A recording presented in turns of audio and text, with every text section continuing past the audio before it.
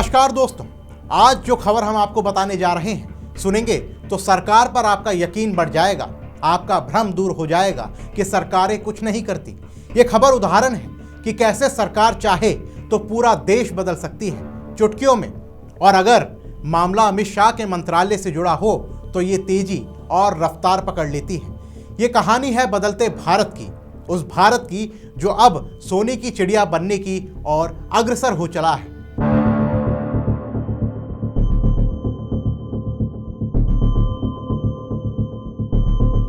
कभी बंदूक थामने वाले हाथ आज ईंट, सीमेंट और औजार पकड़ रहे हैं। जो रास्ता कभी हिंसा और जंगलों से होकर गुजरता था, अब वही रास्ता रोजगार, सम्मान और मुख्य धारा की ओर बढ़ रहा है। देश के सबसे बड़े आंतरिक सुरक्षा संकट नक्सलवाद के खिलाफ लड़ाई अब सिर्फ गोलियों से नहीं बल्कि रोजगार, कौशल और पुनर्वास से लड़ी जा रही है। सरेंडर किए माओवादियों की जिंदगी में जो बदलाव आ रहा है वो भारत की सुरक्षा रणनीति का सबसे शांत लेकिन सबसे असरदार अध्याय बनता जा रहा है। सितंबर महीने में नक्सल मुक्त भारत सेमिनार में गृह मंत्री अमित शाह ने 2 टूक संदेश दिया। अगर सरेंडर करना है तो सीज फायर की कोई जरूरत नहीं, हथियार डालिए, एक भी गोली नहीं चलाई जाएगी। सरकार का रुख साफ है, हिंसा का कोई रास्ता नहीं, लेकिन मुख्य धारा में लौटने का दरवाजा पूरी तरह खुला है।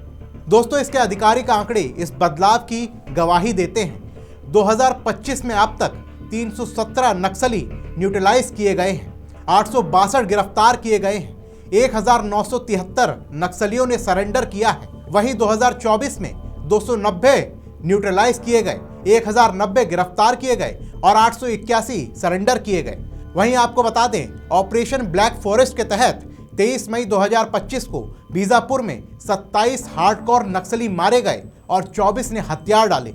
अक्टूबर 2025 में छत्तीसगढ़ और महाराष्ट्र में 258 नक्सलियों ने एक साथ सरेंडर किया, जिसमें 10 सीनियर कैडर शामिल थे।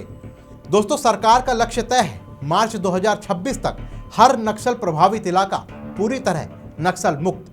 छत्तीसगढ़ का सुकमा कभी नक्सल हिंसा का एपिसेंटर हुआ करता था, आज वहीं 35 सरेंडर किए माओवादी मशीनरी यानी निर्माण कार्य की ट्रेनिंग ले रहे हैं। इस कोर्स में सिखाया जा रहा है ईंट, चिनाई, प्लास्टर वर्क, छत की ढिलाई, निर्माण गुणवत्ता के मानक। ट्रेनिंग पूरे होते ही ये युवा प्रधानमंत्री आवास योजना ग्रामीण के तहत घरों के निर्माण में लगेंगे।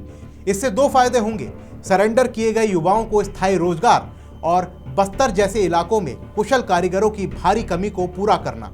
हिंसा छोड़कर विकास की नींव रखने की ये तस्वीर बदलते बस्तर की पहचान बन रही है। सरेंडर के बाद सरकार सिर्फ ट्रेनिंग तक सीमित नहीं है। यहाँ करीब 75 पूर्व नक्सलियों को 5G स्मार्टफोन दिए गए हैं, 50 मेगापिक्सल कैमरा वाले, जिसमें 5000 mAh की बैटरी है, ताकि ये युवा डिजिटल एजुकेशन, स्किल कोर्स, सरकारी योजनाएं और देश दुनिया की जानकारी से जुड़ सके। हथियार छूटे और हाथ में आया भविष्य का टूल। बस्तर क्षेत्र में बदलाव की एक और कहानी, 30 पूर्व नक्सली कैडर और अब होटल मैनेजमेंट की ट्रेनिंग ले रहे हैं। जमदलपुर कॉलेज में चल रहे 3 महीने के इस कोर्स में शामिल हैं hotel management, tourism service, plumbing, electrical repair, साथ ही customer handling, hygiene, front office communication of soft skills. दोस्तों, यहाँ हर प्रतिभागी को स्टाइफन दिया जा रहा है ताकि वो पूरी तरह अपने भविष्य की तैयारी पर ध्यान दे सके। जंगल से जॉब तक का ये सफर असल मायनों में पुनर्वास की सफलता है। पुनर्वास के साथ साथ सरकार ने नक्सल प्रभावित इलाकों में डेवलपमेंट की मजबूत रीढ़ खड़ी की है। बैंकिंग और financial inclusion, 1804 bank branch, 1321 ATM, 37,850 banking correspondent, 5,899 post office. सड़क कनेक्टिविटी, 2014 से 2025 के बीच 12,000 किलोमीटर की सड़कें, जिनकी लागत 20,815 करोड़ की है। 17,589 किलोमीटर प्रोजेक्ट अप्रूव्ड है। मोबाइल नेटवर्क, फेज 1 में 2,343 टावर, फेज 2 में 1,154 टावर ऑपरेशनल, 8,527 नए 4G टावर। जिन इलाकों में कभी नेटवर्क नहीं था, आज वहीं कनेक्टिविटी पहुंच चुकी है। नक्सलवाद के खिलाफ लड़ाई अब सिर्फ एनकाउंटर की कहानी नहीं है, ये कहानी है हथियार छोड़कर हुनर अपनाने की, जंगल से जॉब की, हिंसा से विकास की। सरेंडर किए माओवादी आज बोझ नहीं बल्कि देश के निर्माण में भागीदार बन रहे हैं, और यही है नक्सल मुक्त भारत की असली तस्वीर। तो फिलहाल के लिए इस रिपोर्ट में बस इतना ही। मिलते हैं अगली खबर में, तब तक के लिए जय हिंद। वीके न्यूज, राष्ट्र के नाम।